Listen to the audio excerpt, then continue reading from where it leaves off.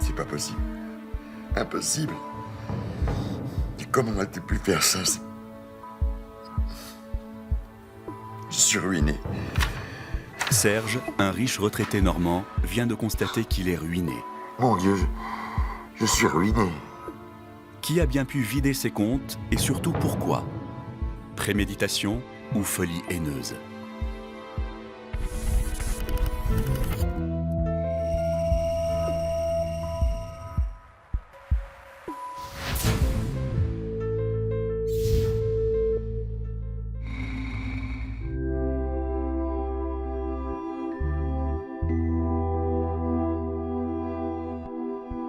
Nous sommes en Haute-Normandie, à mi-chemin entre Caen et Cherbourg. Les ennuis de Serge ont commencé il y a quelques semaines. Serge est le PDG d'une entreprise fabriquant du plastique. Leader sur le marché régional, ce travailleur acharné est aujourd'hui à la tête d'une belle fortune. À 70 ans, il est propriétaire de sa marque et souhaite petit à petit se retirer des affaires. C'est sa fille, Adèle, 40 ans, qui doit prendre le relais. Dans mon entreprise, il n'y a jamais eu de favoritisme. Adèle était la candidate idéale pour devenir mon associée. Elle connaît l'entreprise mieux que personne. Elle s'est formée aux nouvelles technologies et c'est une battante. Et croyez-moi, en temps de crise, pour que ça roule, il vaut mieux avoir un caractère bien trempé. Il y a 20 ans, Serge a perdu sa femme, foudroyée par une leucémie. Un drame qui a tissé des liens très forts entre cet homme et sa fille.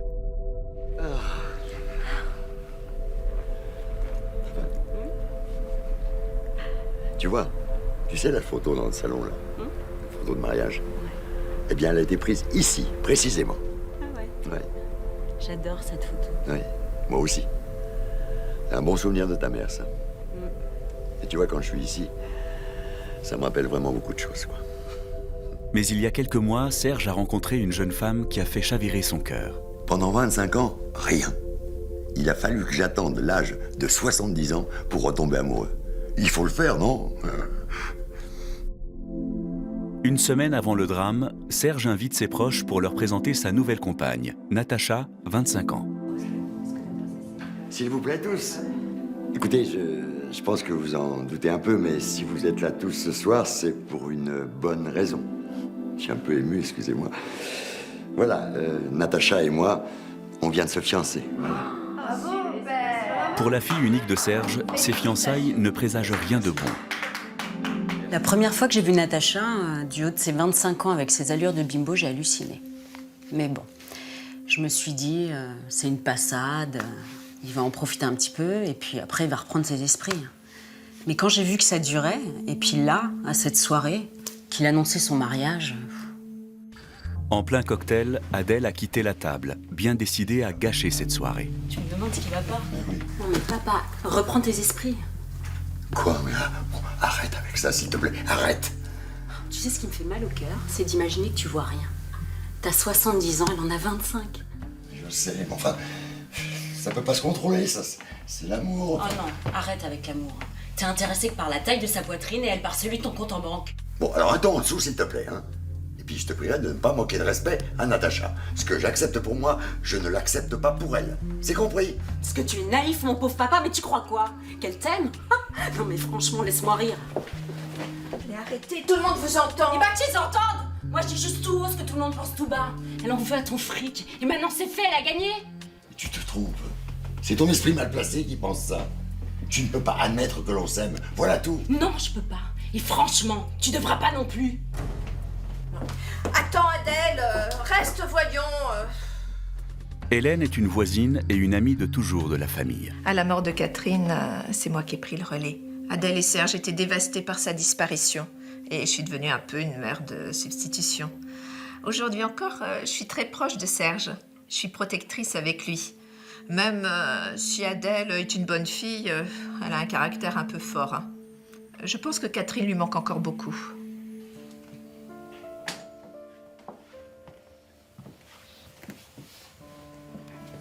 Il faut que tu lui laisses le temps de digérer la nouvelle. Oui, je sais. Mais ça m'énerve qu'elle ramène tout à l'argent comme ça. Puis Hélène, enfin, de l'argent, elle en a manqué? Non. C'est peut-être pas ça le souci. Je lui ai tout offert, des cadeaux, des bouquins, un poney même un jour, et puis un scooter, et puis une voiture, et j'en passe à des meilleurs. Oui, je sais. Et aujourd'hui, elle est à l'abri du besoin. Elle perçoit un salaire de ministre dans mon entreprise. Où il est le problème, hein?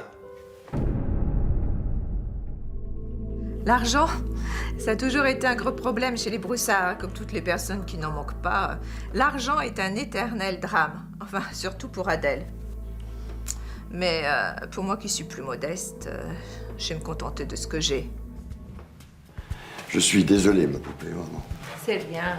Je t'avais bien dit qu'elle réagirait comme ça. Oui, mais je suis déçu quand même. Bon, enfin, c'est pas grave, hein. On va quand même faire la fête, hein? Demain sera un autre jour. Santé, ma chérie. Je t'aime, tu sais. Rappelle-toi bien de ça. Mais le lendemain, les deux femmes vont avoir une explication. Ah, Adèle, bonjour. Ton père n'est pas avec moi. Je sais, c'est toi que je suis venue voir. Au début, je pensais qu'elle venait pour s'excuser. Mais j'étais trop naïve. Bon, Natacha, parlons franchement, je suis pas dupe de ton petit jeu. Je te jure, je suis amoureuse de ton père. Bah bien sûr. Bon alors voilà ce que je te propose. L'entreprise vient de décrocher un gros marché. Moi je vais avoir une jolie petite prime. Cette prime je te la laisse si t'acceptes de partir. Et pourquoi tu me prends? Comment tu oses? Ouais, en même temps j'aurais dû m'en douter. Hein. Dans quelques mois avec le mariage, tu vas toucher le gros lot. Ce serait bête de se satisfaire d'un petit chèque. Hein. Allez, va-t'en. Réfléchis bien, tu risques de tout perdre. Et tu peux me croire. Allez, dégage! Je vais être gentille. Je te laisse jusqu'à demain pour réfléchir à ma proposition. Mais t'aurais tort de pas accepter. Si j'ai pas de nouvelles de toi, je lance un détective privé pour enquêter sur ton passé. Et tu peux me croire, t'as intérêt à rien avoir à cacher. Sinon t'as de quoi t'inquiéter.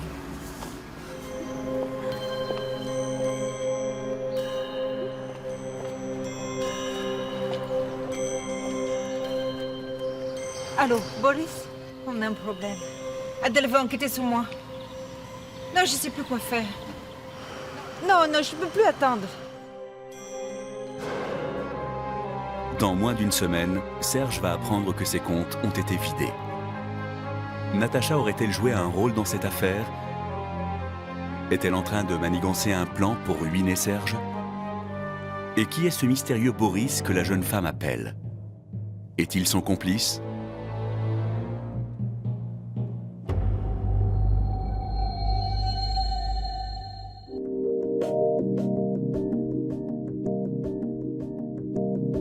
Dans la belle demeure du riche industriel, le soir même, sa petite amie prépare pour son futur mari un délicat dîner aux chandelles. Ouh là là, ça sent pas un peu le brûlé ici? Oh, arrête avec ça. Natacha a beaucoup de qualités, mais malheureusement, la cuisine n'en fait pas partie. C'est pour ça que j'ai engagé une cuisinière, et c'est aussi pour ça que je suis très surpris quand elle est au fourneau. Surpris et inquiet. Dis-moi, c'est en quel honneur ce petit dîner en amoureux, là? En l'honneur de j'ai envie de cuisiner pour mon mari. Pourquoi? C'est interdit dans ton pays? Pour les gens qui savent cuisiner, c'est autorisé. C'est super sympa. Merci, ma chérie. Et alors que les amoureux se préparent à passer une soirée en tête-à-tête, une personne va venir jouer les troubles fêtes.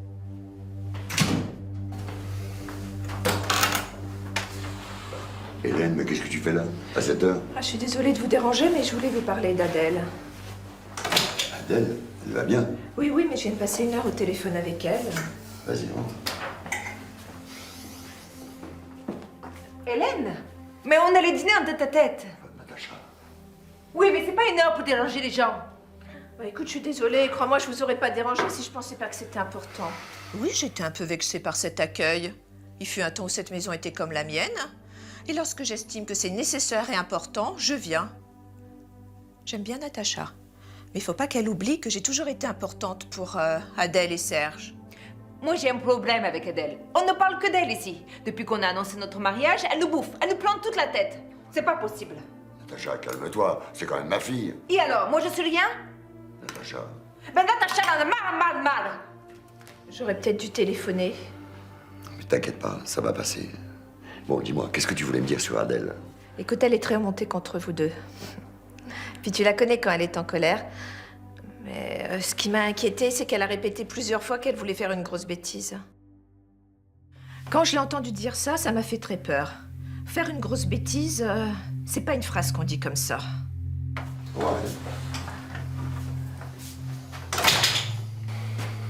Inquiet, Serge décide d'appeler sa fille. Il veut la voir et lui donne rendez-vous le lendemain matin. Allô, Adèle? Oui, c'est moi. À son réveil, Serge n'a rien dit à Natacha. Tu peux me passer le café, s'il te plaît? La jeune femme ne sait pas qu'il a rendez-vous avec sa fille. Tout va à la pêche aujourd'hui? Merci. Oui, oui, oui. J'ai préparé mes affaires dans la voiture et je vais pas tarder d'ailleurs. C'est vrai, j'ai menti. Tous les dimanches, je vais à la pêche. Donc je savais que Natacha se douterait de rien. Bon, j'en ai profité pour retrouver ma fille au village. Et puis, c'était peut-être pas plus mal pour Natacha. Un café, s'il vous plaît. Serré. Ça va? Petite Adèle, je suis venu te voir parce que je voudrais que tu essayes de calmer les choses. Mais je suis très calme. Ah, je suis pas stupide quand même. Hein. Je sais que la différence d'âge choque. Je vois bien le regard des gens dans la rue, à l'usine, et même quelques copains. Mais toi, parmi tous, tu devrais être celle qui me soutient le plus, quoi. Papa, c'est justement parce que je suis de ton côté que je me fais du souci pour toi que je te dis tout ça. Cette fille, elle t'a complètement retourné la tête. Adèle, tu me connais. J'ai la tête sur les épaules. Fais-moi confiance. S'il y avait quelque chose de pas clair, je le verrais tout de suite. Et puis, Natacha me rend heureux. Hein. Elle s'occupe bien de moi. Et comment tu peux dire qu'elle s'occupe de toi? Elle fait rien du soir au matin. Ça suffit, Adèle, maintenant. Hein. Que tu me crois ou pas, peu importe. Mais je te prie de lui foutre la paix. C'est compris? Pour qu'elle finisse par te ruiner, jamais de la vie. Je te préviens, si tu t'entêtes dans ce mariage, je te colle ma démission. Non, mais ça va pas la tête, toi, non? Tu sais très bien que j'en suis capable. Je pars, je quitte tout sur le champ et je te laisse te démerder avec tes problèmes de gestion. Je veux pas de cette fille dans la famille. Et encore moins dans le capital de l'entreprise. Moi, cette boîte, je l'aime et je la porte à bout de bras avec toi. Bon, ça suffit, Adèle, maintenant. Hein. Ça devient ridicule, je te préviens. Si t'arrêtes pas ces idées à la con, ça va mal finir. Ah ouais, ça va mal finir, ouais. Mais pas pour moi, non, pour toi.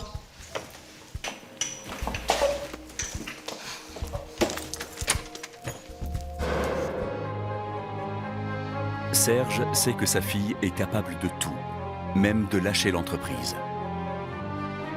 Mais pourrait-elle ruiner son père ?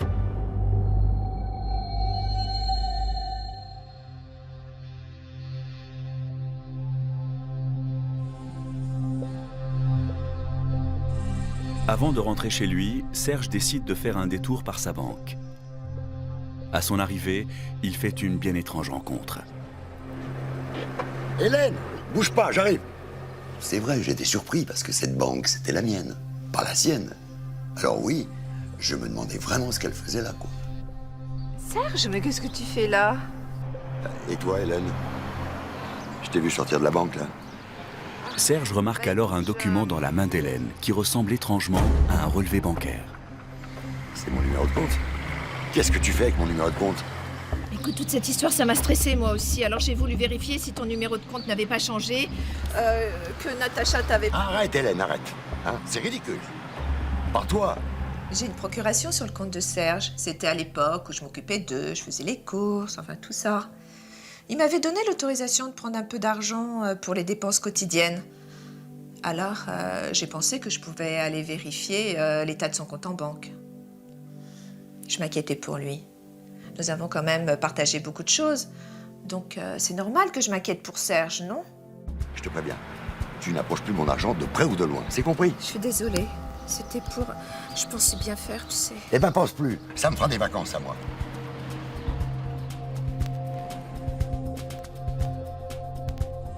De retour chez lui, Serge cherche à trouver un peu de répit auprès de sa compagne. Natacha! Natacha! Mais Natacha est introuvable. Oui. À Allô? l'autre bout du fil, c'est Hélène. Oui, Hélène, oui. Elle lui demande pardon pour l'incident Oui. de la banque. Non, mais t'inquiète pas, c'est pas grave. Tu croyais bien faire, certainement. Dis-moi, t'aurais pas vu Natacha par hasard? Hélène habite la maison d'en face. Donc je me suis dit, elle a peut-être vu Natacha faire son footing ou quelque chose comme ça. Mais là, elle est restée très mystérieuse. Oui. Ben oui, viens si tu veux, oui.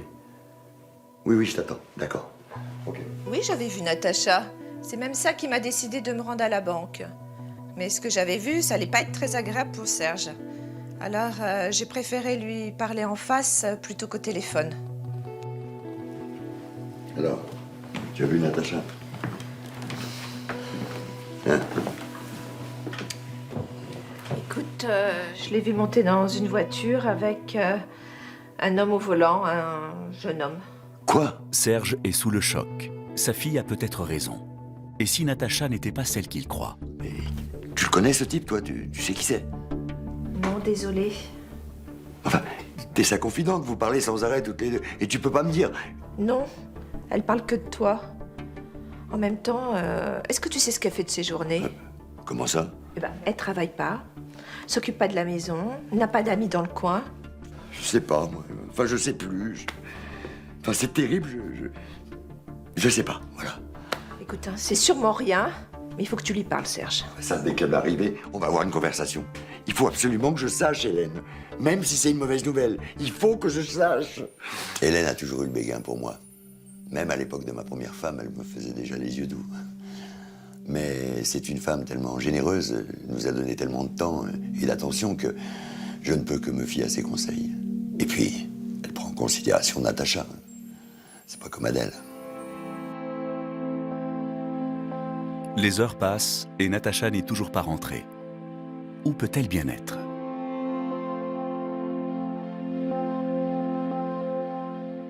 Cinq heures plus tard, la jeune femme réapparaît, comme si de rien n'était. Et tu es pas à la pêche? Mais comme tu vois, non. Faut savoir où tu étais. Je suis allée faire quelques courses. Faire quelques courses, mais dis donc, t'as pas acheté grand-chose parce que là, t'as les mains vides, hein. Ça va pas la tête de me parler comme ça. J'ai juste pas trouvé ce que je voulais.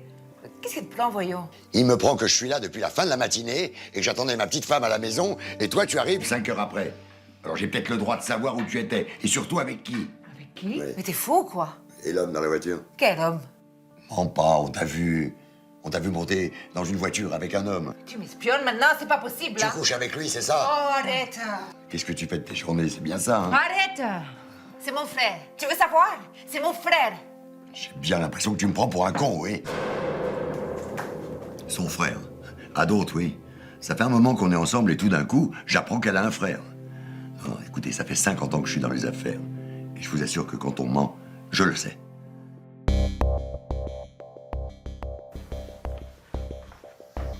De son côté, Adèle est déterminée à démontrer à son père que Natacha n'est qu'une femme vénale.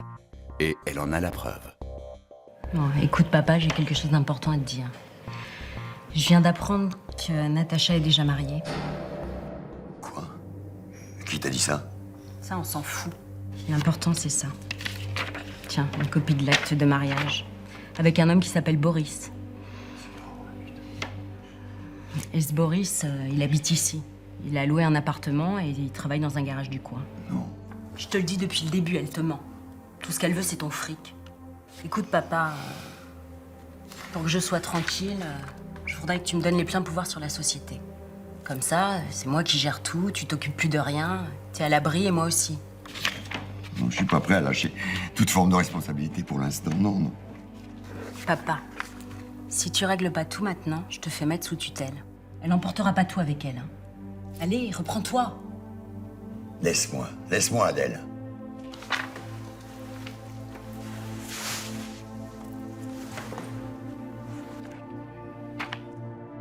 Serge est perdu. Et comme d'habitude, dans ces moments de désarroi, il demande de l'aide à sa fidèle amie. Oui, Hélène, c'est moi, oui. Écoute, je suis sur le café, là, sur la place. Est-ce que tu peux me rejoindre, s'il te plaît? C'est urgent. Merci. À tout de suite.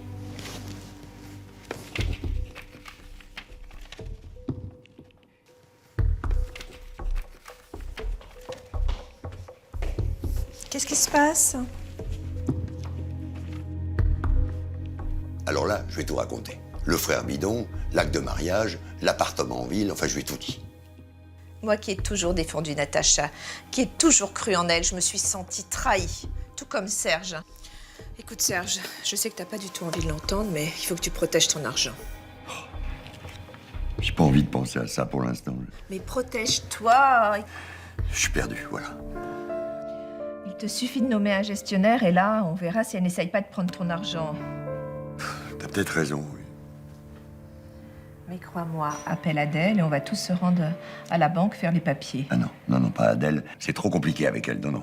Si je fais ça, c'est toi et moi, c'est tout. Et puis, j'ai déjà la procuration sur les comptes. Oui. Donc ça devrait être plus facile, non? Ok, mais c'est pour toi.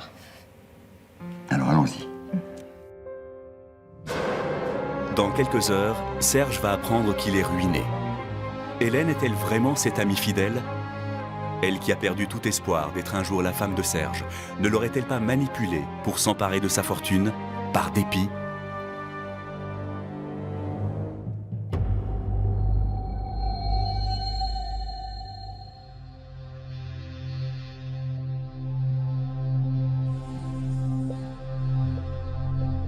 Serge a pris une décision qui va changer le cours de sa vie.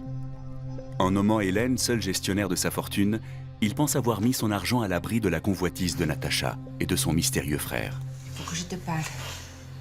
Boris, l'homme dans la voiture, c'est pas mon frère. Oui, ça je le sais, oui. Ne me coupe pas, s'il te plaît, c'est important ce que j'ai à te dire. J'ai été mariée, une fois. Et il y a longtemps, j'étais jeune et j'ai divorcé. Mais de ce mariage, j'ai né un enfant. Un fils qui n'a rien demandé à personne. Alors quand je suis venue en France chercher du travail et que j'ai trouvé l'amour, j'ai pas osé te dire la vérité. Tu as un fils. Il a 5 ans. Mais pourquoi tu me l'as pas dit? Pourquoi tu m'as pas fait confiance? Je voulais pas que tu te fasses une fausse image de moi. Et puis il était avec son père, mais il me manquait trop. Alors Boris est venu chercher du travail et est venu avec l'enfant ici. Mais alors quand tu pars dans la voiture avec lui, C'est juste pour passer la journée avec mon fils. J'en peux plus de tous ces mensonges. tu aurais dû m'en parler avant. Enfin, me faire confiance, quoi. Je sais, je suis désolée. Mais la seule personne à qui j'en ai parlé, c'est Hélène. Elle est la seule à connaître mon secret. Hélène. Alors là, j'ai pas compris.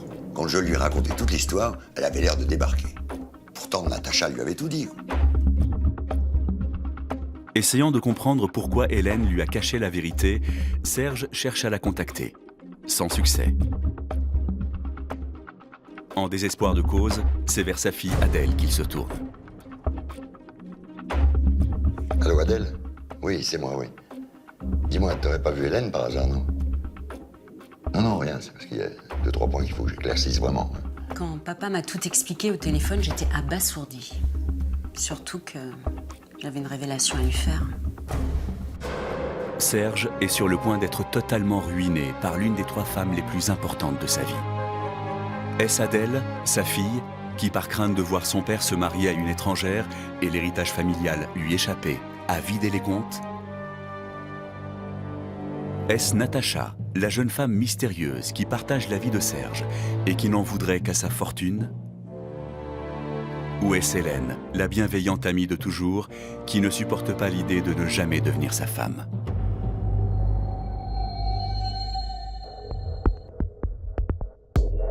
Grâce aux révélations d'Adèle, Serge reconstitue le puzzle de sa relation avec Hélène. Mais qu'est-ce qu'elle a dit? En fait, l'informateur, le mystérieux informateur, c'était elle. C'était Hélène. Hélène? C'est même elle qui a balancé l'histoire du mariage à Adèle. Mais pourquoi elle a fait ça?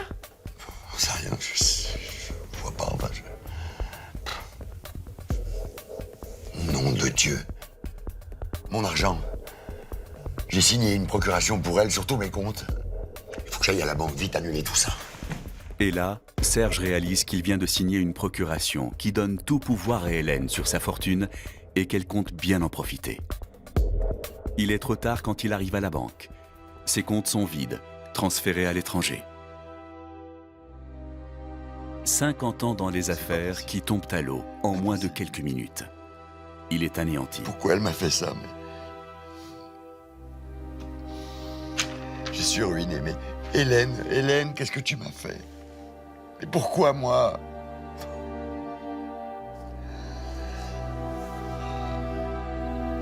À la mort de Catherine, j'ai tout fait pour Serge, tout. Je me suis occupée de tout. Je l'ai soutenu, je me suis occupée de sa fille, de sa maison. J'ai fait ça par amour. Mais j'espérais qu'il le verrait, qu'il verrait ce que j'ai fait pour lui. Mais non. Et tout ça pourquoi? Pour le voir finir avec une femme des pays de l'Est? Mais quand je l'ai vu arriver, mon cœur s'est brisé. Il me restait plus que les yeux pour pleurer. Alors j'ai décidé qu'il allait au moins me rembourser pour toutes ces années perdues. Et là, je crois que j'ai trouvé. La dette est effacée. Cette histoire aura au moins eu l'avantage de réconcilier Serge avec sa fille. Natacha, quant à elle, lui a prouvé son véritable amour, car en réalité, peu lui importait qu'il ait tout perdu. Papa n'avait plus rien, et pourtant, elle est restée. Je dois admettre que je me suis trompée sur Natacha. J'ai vécu des années dans la misère, alors ça ne m'effraie pas. Ce qui me fait peur, c'est d'être séparée de l'homme que j'aime. Mon fils nous a rejoints et c'est le bonheur. Et maintenant, on forme une belle famille. Quant à l'argent, vous savez, ça n'a plus grande importance. En effet, Serge a pu récupérer tout son argent. Hélène, qui s'apprêtait à partir au Brésil, a été arrêtée à l'aéroport par la police des frontières. Aujourd'hui, elle purge une peine de 3 ans de prison pour détournement de fonds.